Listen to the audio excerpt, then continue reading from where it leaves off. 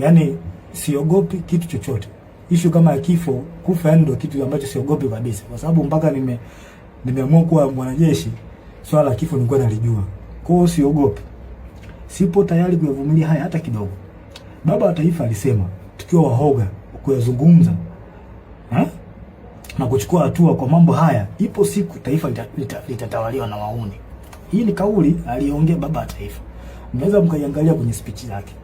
Na Baba wa Taifa ndio mtu ambaye tunamchukulia kama ni mtu ambaye anatuongoza. Zile speech zake zinatuongoza taifa kuelekea katika sehemu ambayo ni nzuri kimaendeleo. Sasa kama Baba wa Taifa ameliongea hili, mimi sio mtu wa kwanza. Mimi naishi katika nanili zake, speech zake.